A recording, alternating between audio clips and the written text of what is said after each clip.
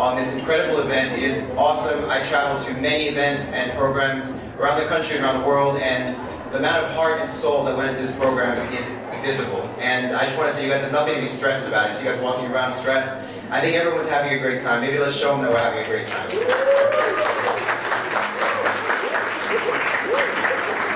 So, I want to keep my remarks relatively brief. Normally, I don't like going after dinner.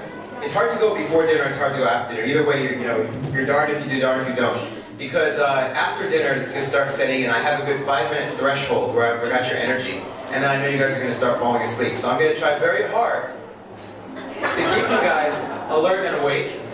In doing so, I want you guys to engage with me, think with me, because this is a process. This is an interfaith program, interfaith gala, interfaith dinner, whatever we might call it. It's a time to bridge and bring all of our communities together and to begin to talk and understand each other and learn more about the other.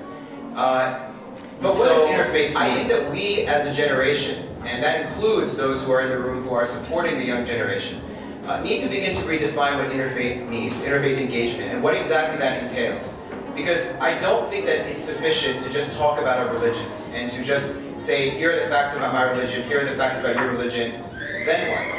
I think, by the way, we're competing with a lot right now. So we have apparently Zumba going on over here for those who want to exercise. I think the conversation needs to be taken and redefined. For me, when I observed many of these programs at the mosque growing up, and when I used to go with my family, we'd go to a church or go to a synagogue or go somewhere else. And that's the other thing, by the way, we never stepped past mosques and synagogues. I think I was in for a shock when I got to college and realized there were other religions besides Christianity, Judaism, and Islam. Ourselves, as human beings, as Americans and as Muslims, and I'm going to speak to the Muslims, but I'm also speaking to all the guests in the room. We ourselves don't need to market and sell whatever it is that we are or who we are. At the end of the day, we live who we are. Because at the end of the day, when it comes to interfaith dialogue, interfaith conversation, it's not just about what are the tenets, the 5 pillars of Islam, or what exactly do Christians believe, or what exactly do Jews believe. I don't know about you, but my first question is, who are you? Who are you as a human being? Who are you as a person? What is your character? What are your actions in life? How is it that you give back to society? How is it that you elevate your community? These are the types of questions that matter more to me than memorization of certain things which we all should know and all should embrace as people of faith. But that means more to me when it comes to the true meaning of interfaith dialogue. When we talk about outreach, interfaith, and what we call in Arabic dawah, which is reaching out to people of a different faith and helping them learn about our faith and also engaging them on their own. Dawah is not something, in my perspective and opinion, and I will say, for the record, I was on the board of the MSA of Rutgers University. I was vice president, I was active in the Dawah committee, I was active in all of these engagements.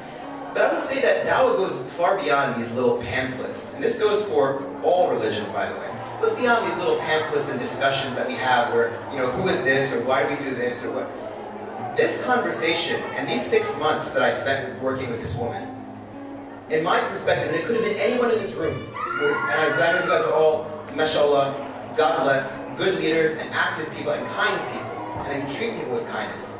But that engagement for those 6 months, in my perspective, did more than 10 years of standing behind a dawah table and talking to people about my religion and marketing my religion. And I want to say something. For me, my engagement with her was completely sincere. She was a really, really good person. I had no reason but to be nice to her. Because she was my neighbor, and she became a friend, and we stayed in touch. But the fact is, this particular woman, when she goes home next Thanksgiving, and she speaks to these people that are her relatives, her uncle, her cousin, her grandchild, and they see what happens on the news, and they watch these terrible things that all of us watch in horror, wherever they happen and whoever commits them. And her grandson says something about the Muslim community. Maybe he generalizes. Maybe he says something that's unfortunately bigoted. Maybe he says something that isn't true, or is a half-truth, or whatever it is. This particular woman, I know she has my back as a Muslim. And this is the thing that we as people, as young people, as leaders, need to begin to understand and recognize. That our change in the world, and I will be cliche, I'm not going to apologize for it, Because when you look at Mahatma Gandhi's quote, and we say, be the change that you want to see in the world, people love that quote. They love that quote. How many people honestly act on it? How many people honestly on a day-to-day existence? I mean, it's great for Facebook. It's fantastic. You get a lot of likes. But the truth is, have you ever stopped and thought about it? And asked yourself, what am I doing to change what I see in the world? How am I engaging these human beings, our brothers and sisters in humanity, in a way that is with grace and kindness, in a way that actually honors the dignity of the tradition that we ourselves cherish? I'm not going to engage this particular woman in a way that basically coerces her, pushes things on her, pushes my beliefs on her, but rather those 6 months of grace where I helped her with her coffee, where she couldn't walk somewhere because she was really old and I helped her get there. This particular 6 months of my life, in my opinion, and I pray every day, transformed a family. That's how I define interfaith engagement. Because I genuinely believe that while it's important to learn about each other's religions, and I don't discredit that, I want to be clear on that. I've sat on many of those panels that I call boring. I have. But the reality is when I appreciate those efforts, I also understand that action, to be cliche, what? Speaks louder than words. How we treat each other on our day-to-day existence, that good impression, that positive meal, that laugh that we share, speaks volumes more than any brochure or pamphlet will ever. And you know, one other thing that we must do as a community, and I say this as a community, I'm speaking to everyone in this room, I'm not just speaking to the Muslims in the room, I'm speaking to everyone in the room. It's wonderful to have programs that we sit together and share these joyous moments. It's a fantastic thing. But I challenge you on the outside, do you live an interfaith lifestyle? Do you yourself live what we see today in this world? When I got to college, I isolated myself. I stepped out of the box, and I should say I stepped in the box. And I realized that after 4 years, all of the friends that I had of these backgrounds and different traditions, especially particularly religious traditions, they were gone. Because my focus was so intrinsically placed within just the Muslim community. And that can go for people of other traditions as well, because I worked very closely with the Christian and Jewish community at Rutgers University. So it was the same for the Hillel folks. It was often the same for those who were in Christian fellowships. They were always together. And I would ask you, when we are making our friendships, you always want to have friends and close friends absolutely that share your values because they will understand you. That's the key. I understand that. But we all do that. Some of my best friends are Muslims because they understand my circumstances. But some of my best friends are Christians and Jews as well. And the thing is, I took for granted the idea that, you know what, they're just not going to get to know me, they're not going to respect me, they're not going to like me, they're not going to know me, they're not going to appreciate me, they're going to mock me, they're going to make me feel like I'm oppressed, degraded, down. In truth, that's never been the case. And I gave it a chance, and when I left college, I started to regain those friendships. I called up my childhood best friends and I said, we need to get together. How many times do I reach out and make sure that people in other communities feel comfortable in my circle? And that's why when I was upstairs and we were doing the prayer, I paused for a moment after the prayer and I said, you know what? Think, Sami, think. People who are in the room observing us, they don't know what's going on. They don't know why we're going up and down and up and down. There's no real understanding of it. So to take a moment and to explain something is not apologizing for yourself, is not having to explain yourself or having to defend yourself. But when people see so much misinformation and misunderstanding, it's really on us to educate. Don't assume that people are going to know. And it's not enough to just say, well, my religion doesn't teach that. And now you can tell I'm alluding to the world around us, which matters. And a lot of the things that we see are tragedies, and are things that we don't recognize as part of our traditions. But when we build interfaith relationships and friendships that are sincere and genuine, you have people like one of my other friends, when the Tsarnaev brothers did what they did about a year ago today, the tragedy in Boston. The first text that I got was one of my very dear friends, who's also Christian, and he just texted me once the news came out, and he said, can you explain this to me? And he said, can you explain it to me? He said, I don't understand how these things can happen and how they keep coming from a community that I know better about. I know you, so talk to me. He just wanted someone to talk to, and he trusted me. You know, and I was able to have an incredible heart-to-heart with him that day, because he's such a good guy. He's getting married this year, inviting his wedding. You know, such a good, sincere friend. But he told me, he said directly, because I know you, I don't want to listen to what I'm hearing about you and your community. I don't want to believe it. I want to know from you because you're a friend to me. And friendship means more to me than the media ever will. These relationships are what matter. And for us as a community, we have to begin to forge those relationships. We have to begin to open our doors, open our mosques, open our homes.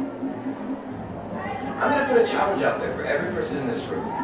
Because I will say, our Christian brothers and sisters, and our Jewish brothers and sisters, and others in here have done quite well at this. When we moved into a new neighborhood, the first invitation that we got in the mailbox was to a Seder. Is everyone familiar with what a Seder is? Passover just passed. So it was basically, it's the tradition, the Jewish tradition, on the first night of Passover, where the family gets together, they bring friends, and they basically discuss the story of Moses and the Exodus from Egypt. And we got this invitation from our next door neighbors who were Jewish, and we went, and they invited the entire neighborhood in addition to us. And we went, and we learned, and we sat there and we engaged and we chatted and we got to know them and we became good friends with our next door neighbors.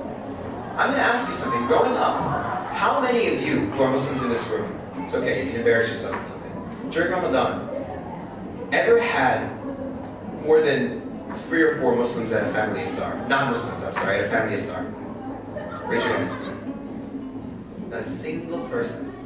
Not a single person. I'm not raising my hand either, by the way. So I didn't. Not a single person. So I'm going to challenge you because Ramadan is coming up. I'm going to challenge you to talk to your parents, for those of you who might be at home during Ramadan, it's in the summer. And I'm going to ask you to ask your parents to, one night during Ramadan, I know we're all busy, I understand the family's going here, the family's going there, especially if you're Arab or Pakistani or African American, whatever, you have a million friends and family friends, I get it. One night, invite 4 or 5 of the neighbors, open your ground in the area. Open your door, bring them in, sit down, and what are we going to say? We're going to say, oh no, but they drink. Oh no, but they would. It's your house. You control the menu. Stop stressing. Oh no, but they won't understand us. You don't speak English? I mean, I hear the excuses, and I wonder, what are we making excuses about? Open your door, and say, Thursday evening, we're having an iftar dinner, and we would like you to join us. I guarantee you, they're going to have a little bit of a, oh, and then they're going to be like, awesome. They're not going to say, oh, get off my porch. They're going to say, awesome. And they're going to be there. And you will have done something incredible. You will have done something that is truly, truly the message of faith, outreach, friendship. So I challenge you, and I want to actually, are you guys all on Twitter? Who's on Twitter? Raise your hand. Okay. My handle is at my first name, last name. So it's on the card, the schedule for tonight, Sami Elmansoury. When you schedule, I want you to tweet to me that you scheduled it, that it's going to happen, that you talk to your parents, and that's going to happen. You're going to have an interfaith iftar in your home. This is the direction that we as a community need to begin to go. Because when I talk to people again and again and again on all parts of this country, their biggest statement is, I don't know Muslims. I don't know who they are. I want to like them. I want to appreciate them as my neighbors and my friends, but I don't know them. Think about it. Be the change.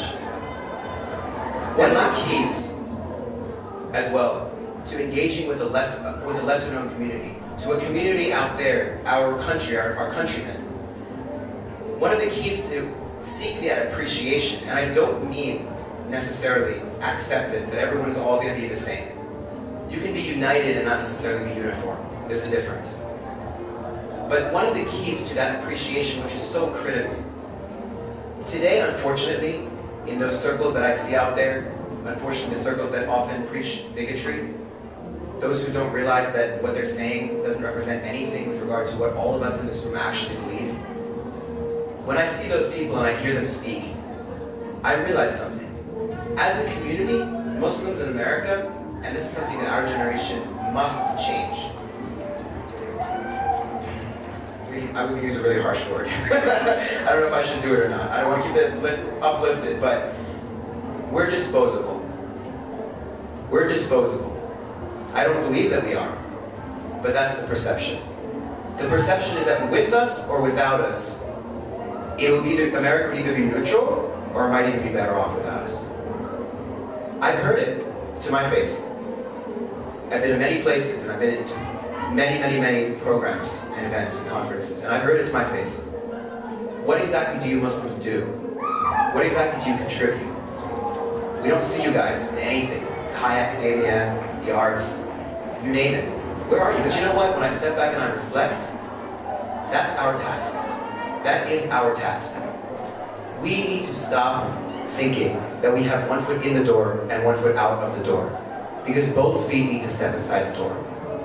And recognize that none of us, at least I'm not, Egypt, not going home anytime soon. A lot of issues over there to work out. This is my country. This is my only citizenship. This is where my children, my grandchildren, inshallah, God willing, will also live. And I'm proud of that. And I'm proud of what this country gives me. The opportunity that's given me. The blessings of this. Where other people around the world wouldn't even imagine this to be possible. We have made it possible with the grace of God. So it is on us to ask, what is our contribution? What is it that we are giving back? What is it that we have a talent in? What are we good at? What might it be? And I encourage and I urge our scholars, people who are, in different institutes, I encourage them to stop saying that every single industry, every single thing is haram point blank. It's not working. Everything. You can't do anything. You can be a doctor and an engineer. That's it. That's it. So you have a filmmaker who aspires to make powerful films, or you have someone else who comes forward and they say, I want to make Islamic arts or music, for example. Like, for example, the beautiful nasheed that we see playing everywhere. And someone says, no, they sound too happy. Stop it. Really? What is left?